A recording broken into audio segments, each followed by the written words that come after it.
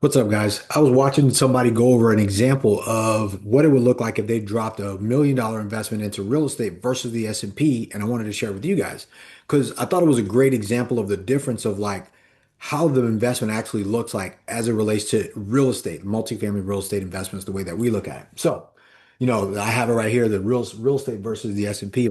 If I turn my back on you guys, sorry about that. So I looked at it like this.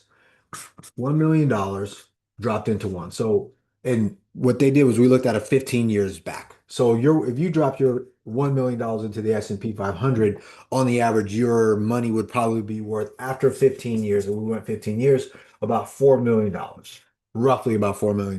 But if you took that same $1 million and you bought a piece of real estate, you could buy probably about a $4 million piece of real estate with this $1 million because of leverage, right? Because you would get a loan for 3 million and then your 1 million is there.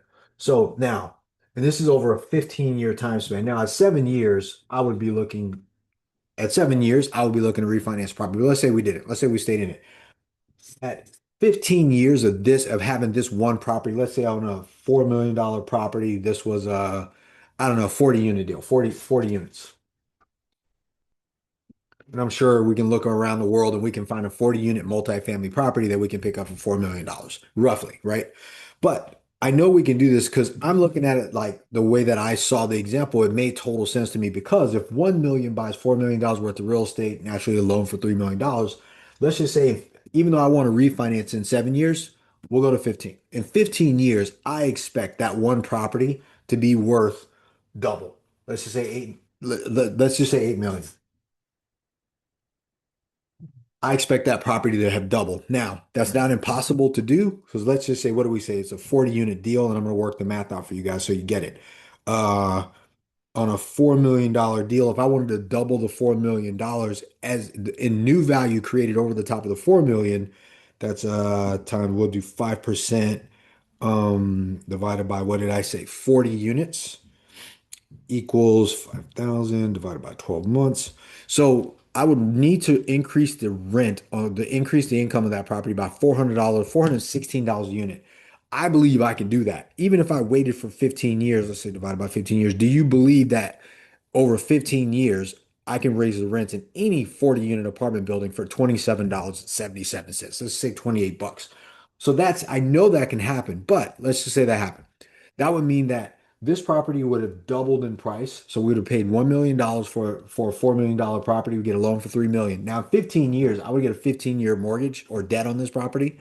It'd be paid off. So I'd owe zero on this property, and I would have an $8 million asset at that point. So during that time, naturally, I would go back to any lender, and any lender will do it. And I want to borrow against that property. So let's just say we come out of there and I want to borrow because again, it'll be paid off. I can borrow 60%. I can refinance up to 60%. So I was 60, 80. I'd pull out let's just go on the simple side. We'll go 4 million.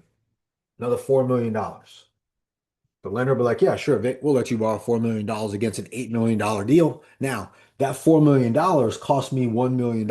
So, right? Because my investment was 1 million. It's worth 8. I went back to the lender and I took out $4 million. So this is a non-taxable event, and I got my $1 million out. So I would take this money because remember, I still own this property. It's paid off. The tenants paid it off. They paid the rents, they paid the insurance, they paid the expenses, they paid the taxes, they paid off the debt. So now this is paid off. So I would take this 4 million and I would buy another property. Let's say this $4 million, I bought a $16 million asset. 16 million. So I bought a $16 million asset. Now, I didn't pay any taxes on this. This right here I still have an $8 million deal. Now I have a $16 million deal, right? So I have, what is that? $24 million in assets in year 15. So how much, if we had stocks though, my stocks would be worth $4 million in year 15. But if I had real estate and I made an investment in real estate, I bought a piece of real estate, used my $1 million instead of going to the S&P 500 to some EFTs.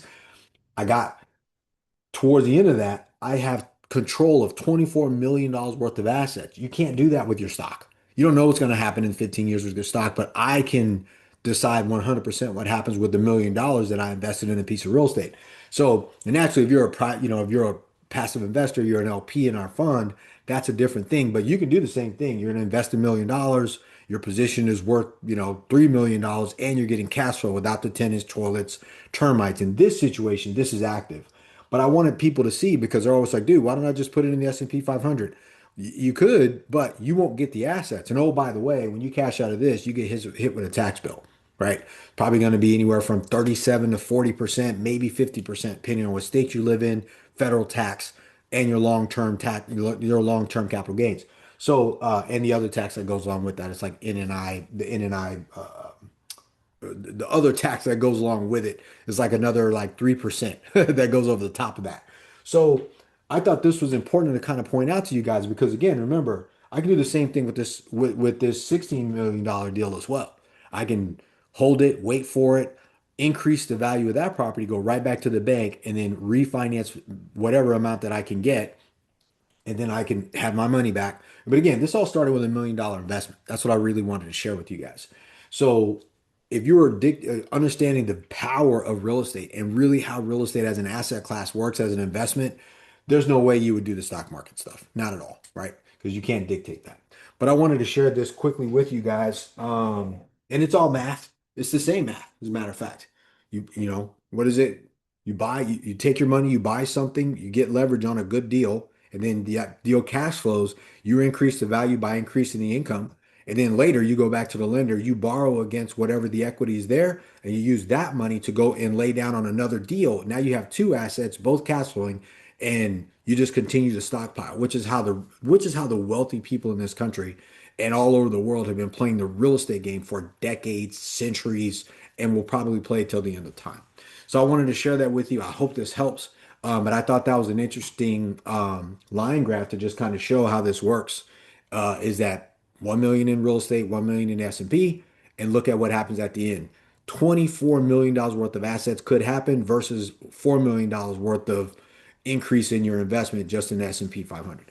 So, and that's again, controlling assets is the name of the game if you're going to be in real estate. So I wanted to share that with you guys. I hope this helps. If you have any questions, leave it in the comments or hit me up. And if you want to know what we're doing at Bell Capital because you want to invest with us, go to bell-capital.com. That's bell-capital.com. You can do two things there. You can schedule a call, book a call with somebody, myself or someone on the team, or you can go ahead and you can go to the investor portal or you can get started and you can register there to join our investor list and you can hear about all the updates and everything we have going on with our open investment, our open fund. All right, so hope you have a great day today. Let's get after it. Boom.